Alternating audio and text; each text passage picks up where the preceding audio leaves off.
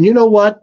In Vermont, we have great candidates. And one of the best candidates I've ever known is running for governor as the Democratic nominee. He's currently the lieutenant governor of our state. Please welcome David Zuckerman. David. Hey, how are you? I'm doing fine. So good to see you again. It's great to see you. I miss being out. I think the last time, well, we were on the show the last time I saw you. Yeah. But before that was at Three Needs, out having a beverage. I think we were talking about voting. We were talking about supporting, I can't remember if it was Planned Parenthood or another organization. It was the Ronald McDonald House. Ronald McDonald House. That's right. Yes, so it's good to see you the again. Mardi Gras celebration, and I know Joshua Beaupre was there. He's a good fan of the show. That's right. Here we are. Yes, that was my last public appearance, I believe. Yeah. Well, I've had a few since then, admittedly, but not with any closeness like that. We've all had to stay spatially apart and so forth. And I saw, actually, you just mentioned Mardi Gras. I think in your opening salvo of the show, you had a picture from Mardi Gras as well. I think I remember that outfit that year because we were certainly in the parades many times together. Yes. So David, you're currently lieutenant governor. You're That's right. running for governor. Where did your political history start? You were a state representative, weren't you? Well, it even maybe I guess started before that. I was a really active student at UVM. I was organizing Earth Day in 1990 as an environmental studies and chemistry major at UVM, and just really was very active on campus. And I thought the political world was just not worth being involved in. It was all corporate taken over. It didn't matter which party, and politicians just told you what they thought you wanted to hear. And I saw Bernie Sanders speak in 1992. And there was someone, whether people watching this like him or hate him, they know that he says it pretty straight up what he believes. And I just always felt that someone who would just get up and say what they believed and said, vote for me or not. But here's who I am. And when you get me, you're going to get me all the way, and I'm going to go fight for those things. And he just inspired me on the issues, on his straightforwardness, volunteered for him. And then, I ran, and I was asked to run in 1994. I did lose by 59 votes. But then I won the next time around. And that was for state rep, correct? State rep? Yeah, 14 years as a state rep. That's right. And then eventually I had to leave that because my wife and I bought a farm. Then we moved our farm from rented land in Burlington out to where I am now. And then a Senate seat opened. And I served 4 years there, and now 4 years as lieutenant governor, and some insanity got into my head, and now I'm running for governor. Wow, David, that is so cool. So, and Bernie, those times when you heard Bernie talk many years ago, has he changed his song? I think everybody watching knows that his song has not changed. I don't think his look has changed either. The guy doesn't change. He's incredible. But no, he still is just an incredible inspiration for me. And I just figured out something the other day. I believe, I could be wrong, but I believe I've been endorsed by Bernie more times than any other candidate in the country. This year is my 13th campaign. We won't talk about whether that number's lucky or not, but the 13th time I've been endorsed by Bernie Sanders. Wow, how exciting. So, David, you've run 13 times, or this is your 13th time. Actually, I just realized I lost one, so it's my 14th time. I'm not on the 13. I'm going to win. So, yeah. What's different? How have you adapted to today? Wow. Well, certainly this whole election has been completely different. I was the first candidate in Vermont that suspended in-person events right in those early weeks of March. We just realized, okay, it's very clear that close contact is not going to work out. So we've gone remote, just like this, a lot of online stuff, which makes it really hard. I mean, I really like to go to the summer fairs and festivals. Vermont has so much going on in the summertime. Chris, if you ever get up here, or if you come up, for your wedding, you'll just love it in Vermont in the summertime. And none of those events are happening. And so that's been really hard. On the other hand, I can go to a meeting in one corner of the state and 2 minutes later be at a meeting in another corner of the state. So that's a little easier. But really, just trying to reach people through the electronic medium and the flat screen is definitely trickier. But turnout's going to be up this year with, all of the garbage that this president has spewed over the years. People are really excited to vote. Increased turnout is going to probably help me out a lot. A lot of younger people are going to vote.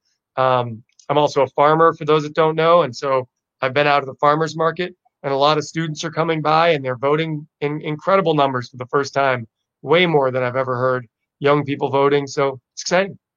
So David, yes, you are a farmer, and I know I've seen you at the farmers market for many years. What's Sure. what vegetables do you grow on your farm? We grow, I don't know, 50 or 60 different vegetables, everything that you're used to: tomatoes, zucchini, lettuce, spinach, corn, peppers, eggplant. Then we grow funky things like kohlrabi and celeriac, which is also known as like celery root. We grow carrots and beets, sometimes golden beets and regular colored beets. We like diversity on our farm. So we grow all kinds of different stuff.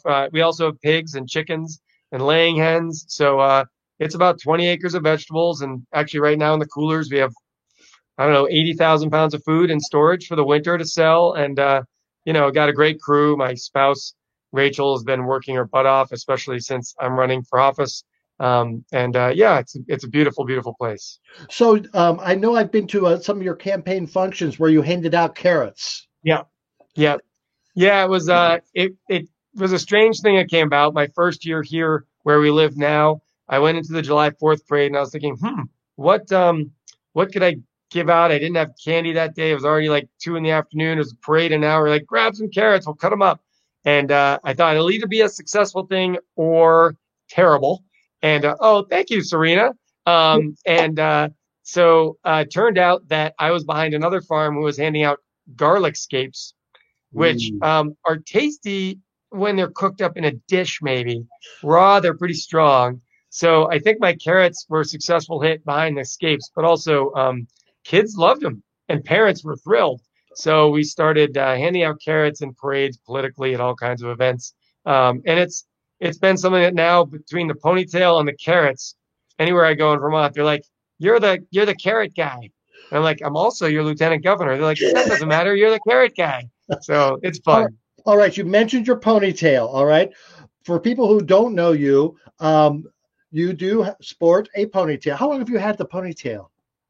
Well, interestingly enough, what you're about to talk about, so I won't say what it is, we put up on social media, and a friend of mine from high school 30 years ago said the last time she remembers seeing me without a ponytail was in high school. But I did shave it once 12 years ago. We raised money for local youth groups. We raised over $5,000 for disadvantaged youth programs around the state. And I auctioned it off by the inch. So the more people would donate per inch, the more incentive I had to cut more off. And so we cut off all of it and raised about $5,000 12 years ago.